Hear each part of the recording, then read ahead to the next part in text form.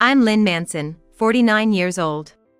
I've been married for 25 years and live with my husband, who hasn't held a steady job, and our son, who's a med school student. But since my husband was laid off 20 years ago, he's been unemployed and aimless. I work as a night shift nurse, handling shifts 5 nights a week. Our son Harry, after graduating from a boarding school, is now attending medical school about 2 hours away from our home and living in a dorm. Our family of 3 lives separate lives, barely seeing each other. Harry's living away is one thing, but the disconnect between my aimless husband and me is profound. I work night shifts 5 days a week to cover living expenses and Harry's tuition and living costs. Even on my days off, when I try to talk, my husband avoids the conversation and leaves the house. I end up alone, doing household chores and occasionally visiting Harry at his dorm. Often, my husband doesn't come home.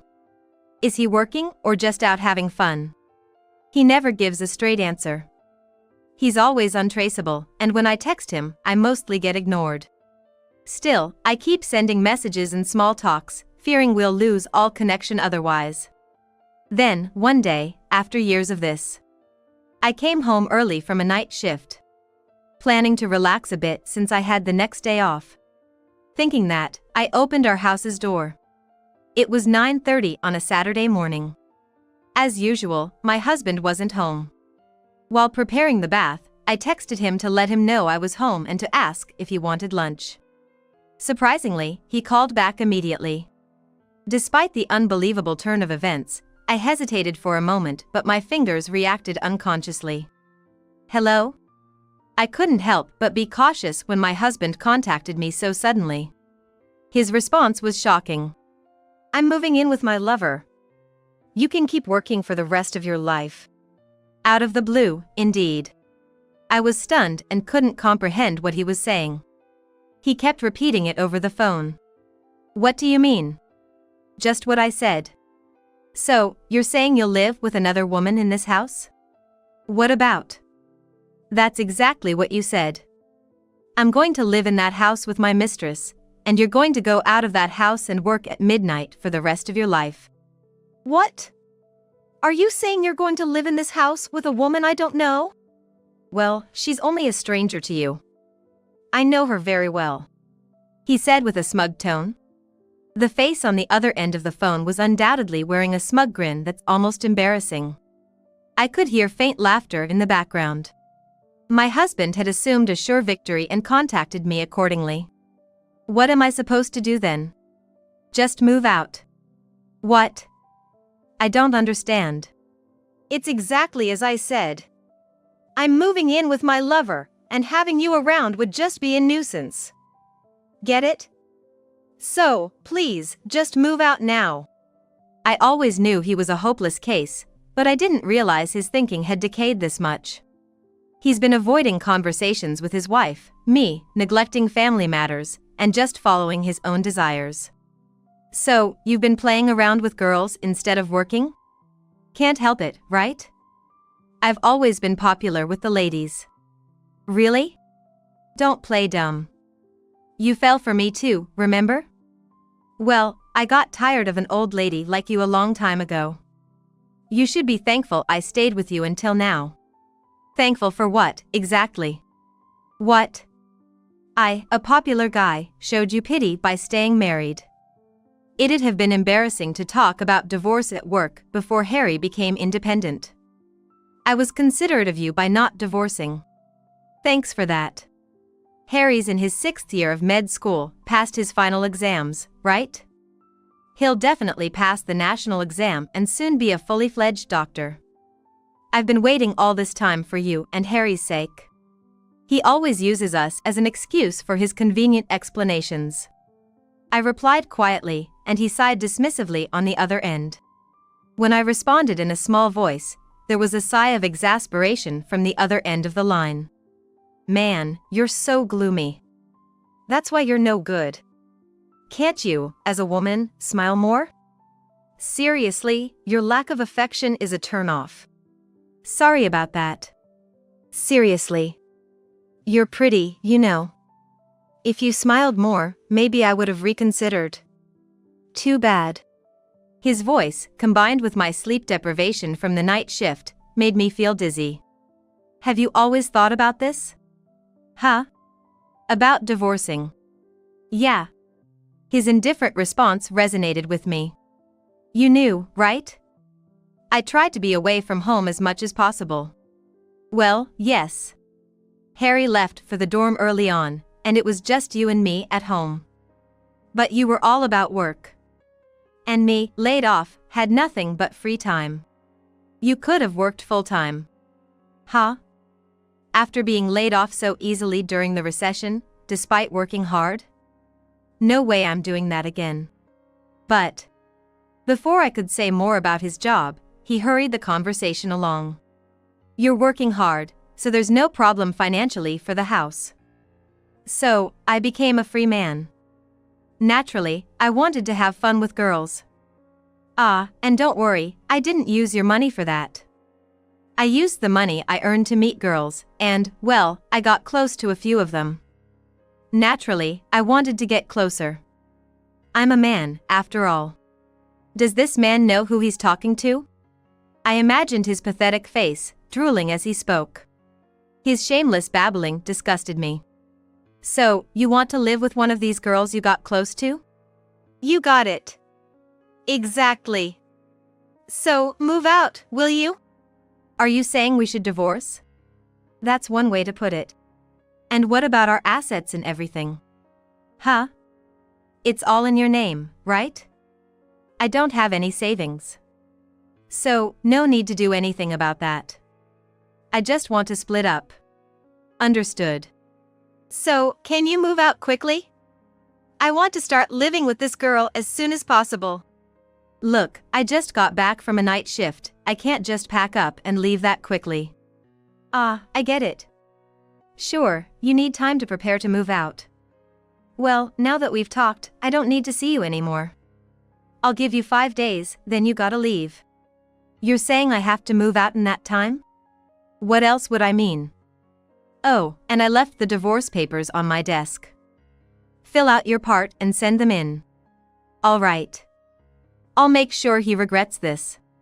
My anger was at its peak after his selfish demands. I tossed my phone on the sofa and headed to the bathroom. I needed to calm my boiling mind in the bath and plan my next move for the 5-day deadline. That day I finished my shift at midnight. It was too late for dinner, so I stopped by a convenience store on my way home. I bought my favorite snacks and some drinks, and while looking up at the twinkling stars in the clear night sky, I leisurely walked home. Once home, I started preparing the bath to warm up my body chilled by the cold outside, despite it being almost March. Then, my phone rang at this very moment. Hello? Hey! What the hell is going on? It was my excited ex-husband on the line. What do you mean? Why can't I get into the room? You did something, didn't you? I remembered that it had been 5 days since that day and listened to his words. Did something? I disappeared from your life as promised and promptly filed the divorce papers as we agreed. What complaint could you possibly have? A big one. Why doesn't the key to the house work? You did something, didn't you? It seemed my ex-husband was calling from outside our former house, making a ruckus in the neighborhood late at night. But it's not surprising that my ex-husband would want to raise his voice. Oh, that? It's because I moved out. That's all. What? I told you I was going to live here with this girl. Oh, you did say something like that. Why are you doing something so spiteful? Spiteful? Why should I have to prepare a house for you to live in with another girl? Huh? Who signed the lease for that house? That house is in my name, right? After you got laid off, you couldn't even rent a house properly, so I rented it in my name. Don't you remember? That house was indeed rented in my name. A slightly large family-type apartment with decent rent. I was also paying a decent rent for the place. There was no way my jobless ex-husband could rent a house, let alone handle any contracts or payments. I was the breadwinner of our home. Oh. Right. You forgot that while trying to impress another woman? Who was paying the rent again? I was the one paying, right? What, did you tell that woman you were handling everything? My ex-husband fell silent. He couldn't say anything. I bet his phone was on speaker. I made sure to speak loudly and clearly. You didn't pay a dime. Since the house was in my name and I was paying the rent, it's only natural that I cancel the lease if I'm moving out, right? But, so, that house doesn't belong to anyone anymore. Naturally, the keys you have won't work. You're kidding, right? No, it's true. What about my stuff? What did you do with my stuff? Your stuff? I sent all that to your parents' house. What? My parents' house? I could almost see his panicked face. His parents were strict and always nagged him about getting a job. He avoided going to their place as much as possible, but he must have realized I did it on purpose. Complaints and curses came from the other end of the line. Yeah, and I let your parents know we're getting a divorce. I mentioned that you couldn't afford to rent a place, so I sent your stuff there for now. What? You told them all that? Of course. It'd be rude to divorce without a word after 25 years of marriage. Besides, they've been kind to Harry and me. You didn't tell them specifics, did you? Specifics? Exactly that. Well, did you want me to tell them how you've been a freeloading bum, hardly ever home, spending the little money you made on other women? And now, you've got a young mistress and are telling me to leave and get a divorce? Hey! If that's the story, then yes, I told them. What? It was inevitable. I'm not at fault here. Obviously. They asked for a reason. Your parents, unlike you, are very reasonable. They understood as soon as I explained. They even apologized over the phone. Hey, don't go doing unnecessary things. Unnecessary? After all the trouble you've caused, what's unnecessary? The one who's been doing unnecessary things for years is you. My sudden strong tone surprised him, and after a gasp, there was silence on the other end. What? You're not saying anything, does that mean you agree? Agree with what? That you are the one who's been doing unnecessary things. What unnecessary things? Everything you've done, isn't it? What? Let me ask you, did Harry and I have anything to thank you for? You didn't work, weren't home, didn't listen, didn't contribute financially. Yet you had the nerve to complain about Harry's grades and other things, even though you never put in any effort yourself. I'm the father, that's just what I'm supposed to do. What? Did you actually do anything father-like? You never got involved in anything about the house or work. All you did was mock people's looks and character, and complain about the housework. We lived together, so it was normal for me to have requests. Lived together? What is he even talking about? That's not living together. He was more like an animal who whimsically returned to its nest. You relied on me for everything. Weren't all the things you did just for yourself? Even your work was just to earn money for your own fun. You never spent time with the family, only used money and time for your hobbies and desires. You never cared about your parents or mine, not even considering your child. Well, isn't it normal for a person to love themselves the most? What's wrong with that? It's fine if you were alone. But you had a family, a child. Doesn't having a wife and a child mean you have to take responsibility at all times? Look, that's why I stayed as a father and didn't divorce until Harry was grown up. I would have divorced a long time ago. It's not like you weren't raising him alone anyway. You should be grateful that I even stayed in the role of a father. The gap in understanding responsibility made me sigh deeply. The thought of having lived with this man for 25 years nearly brought me to tears. It's fine now. We're already divorced, and I won't be living with you again. Don't worry, I won't ask you to take responsibility for Harry anymore. That's a relief. Good riddance to a gloomy woman like you. Oh, but you will take responsibility for your actions towards me, your wife. What? Responsibility towards you? Alimony for your infidelity. I'll be claiming it from you and your mistress. What? It must have been completely unexpected for him. My ex-husband's voice conveyed utter confusion, as if he genuinely couldn't understand the situation. You're pretending not to understand? What you've been doing is a bona fide act of infidelity, legally wrong.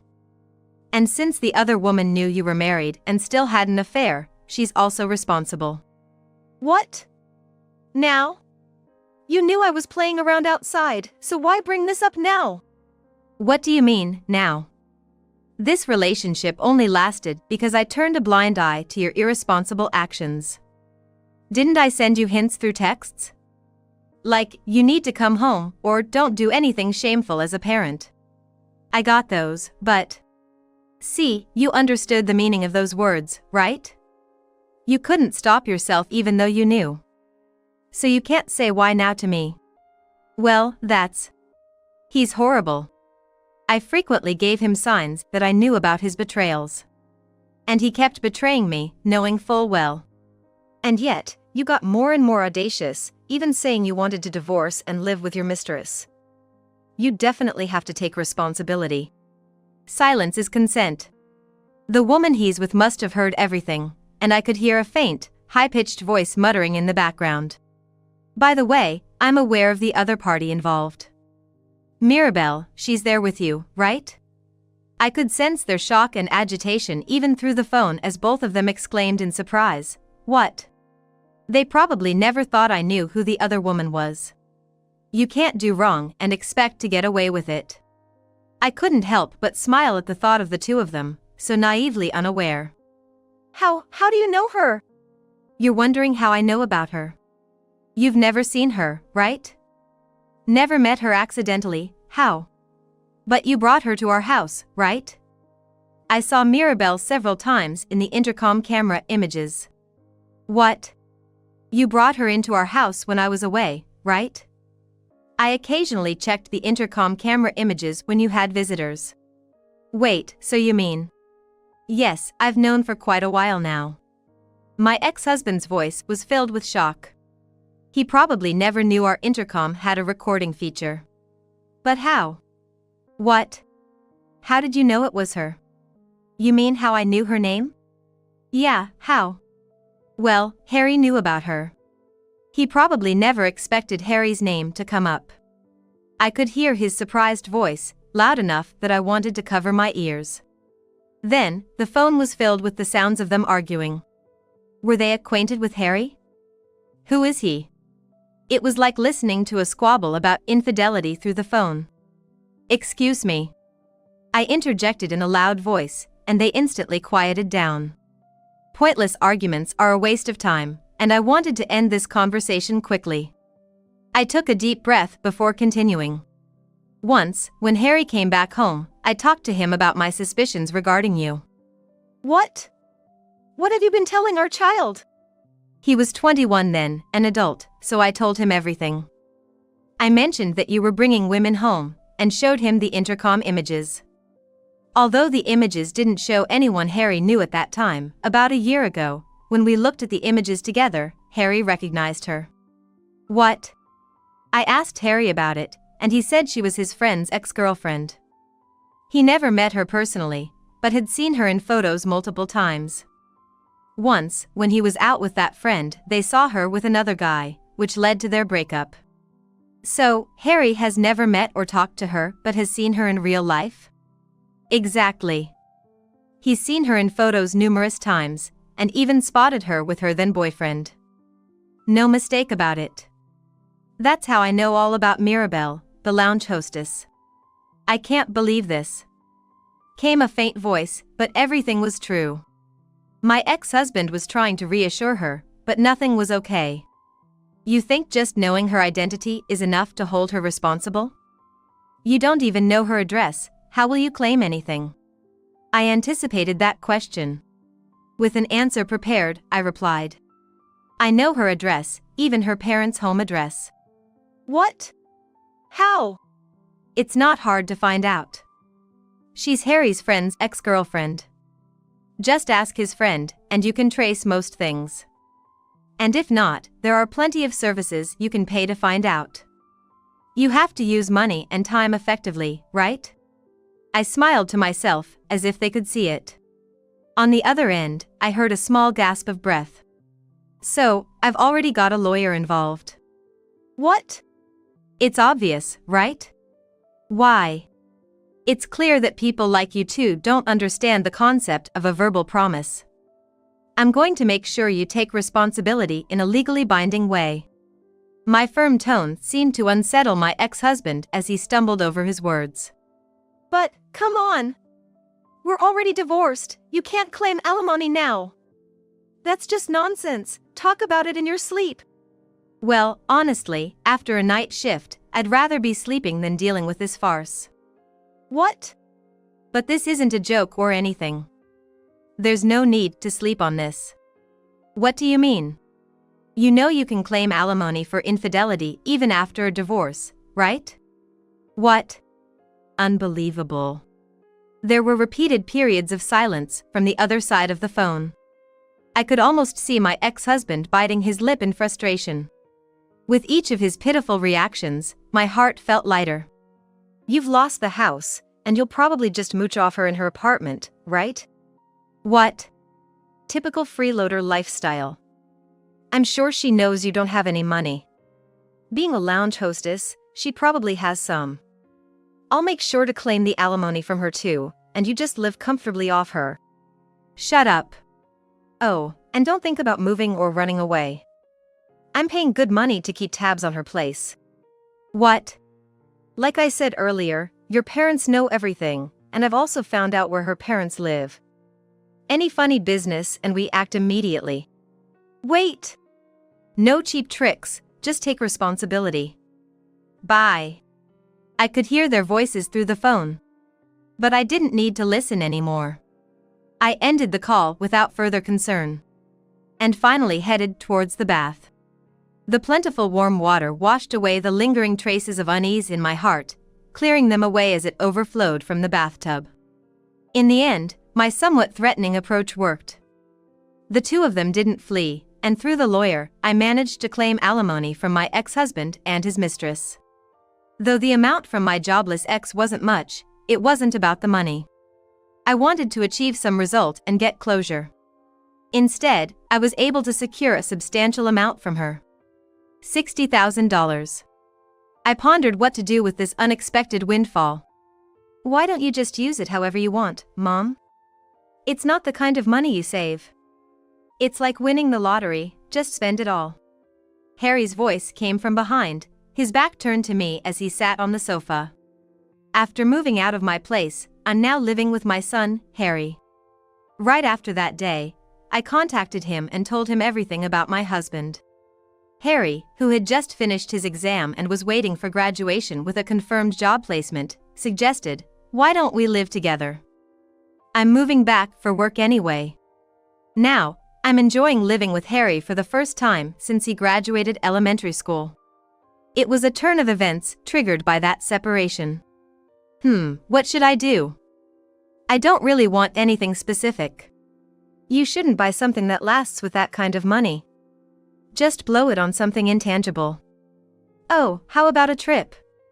Let's go on a trip, just the two of us. A trip? Just us? Yeah. I was always busy with med school and dorm life since high school, and you couldn't take much time off because of your night shifts. I haven't gone on a family trip since I was in elementary school. Ah, you're right. I'm sorry. Your childhood memories. I had thought about it, but hearing it from him made the pain in my heart grow. However, he didn't seem to mind. No. I've always been grateful to you, Mom, for all the hard work you put in every day to take care of the house instead of him. It's all thanks to you that I was able to go to private schools and medical school. But you worked hard too. You studied hard to get into a public med school so I wouldn't have to pay the high fees of a private one. Even then, you still paid a lot for my housing and other expenses. I am who I am today, owe it to you. Thank you. I didn't expect such gratitude from him at this time, and a different kind of happy pain blurred my vision. Hey, smile if you're happy. His voice made my vision blur even more, but I managed a big smile. Thank you. Despite everything in our family, you grew up so well. That's because of you. To show my gratitude, let's blow that money on a trip. Okay, let's go on a trip. My words made Harry grin broadly, excitedly discussing how long we should go, where to relax, and how to enjoy the full $60,000. He still sounded like the little boy he once was. But then he said something I never expected. Oh, and Mom, it's about time you quit your night shift nursing job. What? I'm graduating soon, and there's no need for night shifts anymore. We're living together now, and I want you to start thinking about yourself. His serious and kind words brought back the tears I had just managed to stop. What do you want to do with me, huh? I tried to sound a bit stern to maintain my composure, but I knew he could see right through me. Let's just go all the way out. We can go anywhere abroad, and I'll be your devoted attendant. Really? Shall we go? Yes, let's go. Then let's decide quickly. My spring break is only a month away. Got it. I'm so excited. The unexpected turn of events, the emotional roller coaster, but above all, every word from Harry filled me with joy. Where shall we go? Somewhere fun for just me and Harry? I'll take a spring break, which I've always been told to take. No one will complain now. I'll adjust my work and spend more time with Harry.